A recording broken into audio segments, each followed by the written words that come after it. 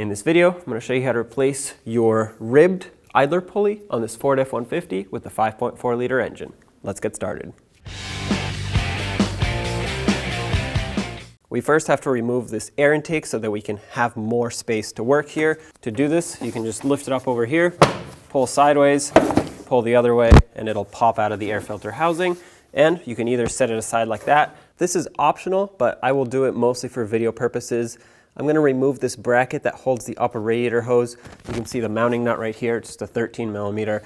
And this will make it so that we can actually move this radiator hose out of the way, and this bracket won't be directly in the way because the tensioner is right down there. And when we put the breaker bar or ratchet on it, it's most likely going to want to swing over here. So again, optional. You can go about doing it without removing this, but I will.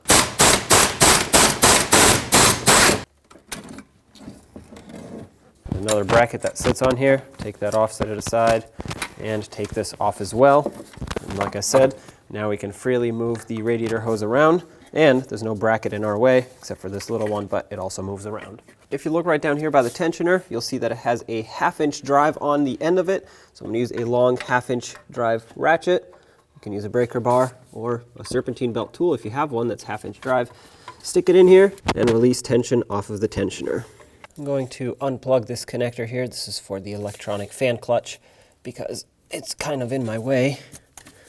I'm going to put this side of the harness up here, tuck it out of the way, and then this side can just hang out on the fan side.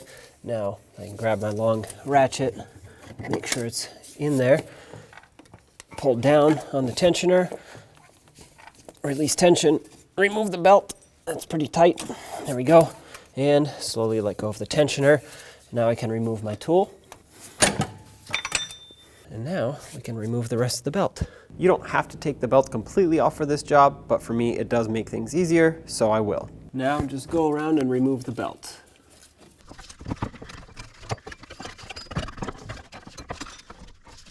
I will provide you with a diagram on the screen when it comes time to reinstall it, so you can figure out the routing. That way you know the routing of the belt. But if you want to take a picture of it, couldn't hurt.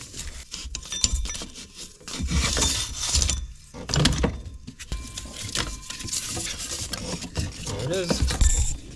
Now on the driver's side, if you look down right between the fan shroud and the engine, you'll see the ribs tensioner right there. It's got a 13 millimeter that holds it onto the engine. Let's break it free and remove it.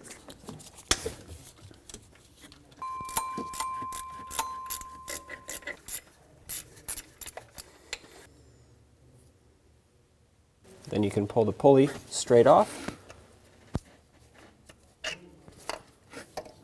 Lift it up and out.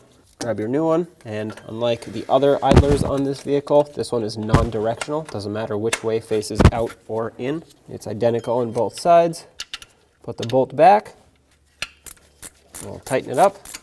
We'll bottom it out and torque it to 18 foot-pounds.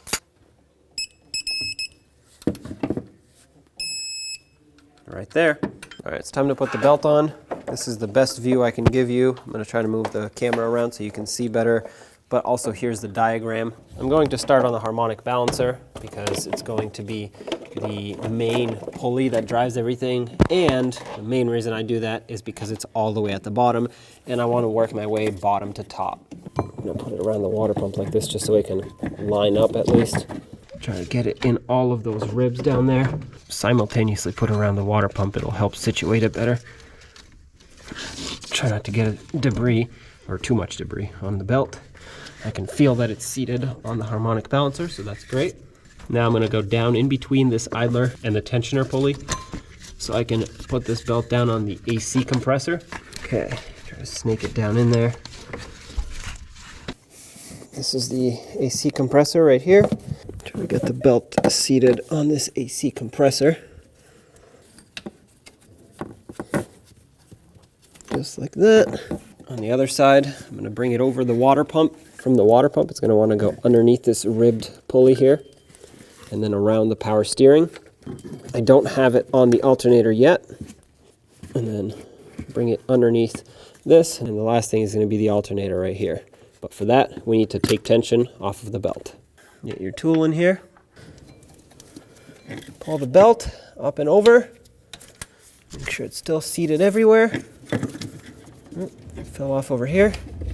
There we go. Let go of it, remove your tool, inspect it, and of course we will re-inspect it after the engine starts. Run it for a couple seconds, but for now let's button everything back up because we still have things to reconnect. Let's reconnect the electronic fan clutch, plug it in, make sure it clicks. Now put the radiator hose bracket on, and then this one for the fan clutch.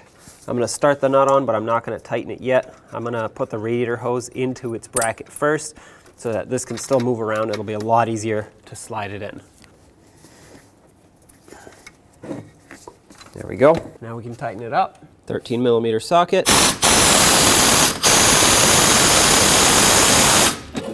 Nice and snug. Last thing is to put this air intake back, line it up, and press it in until it clicks. That's it. Now turn on the truck, double check that belt, and take it for a road test. When only the best will do, demand TRQ. The only company that lets you view before you do. TRQ is committed to offering the highest quality aftermarket auto parts that are engineered for peace of mind. Thanks for using and viewing with TRQ.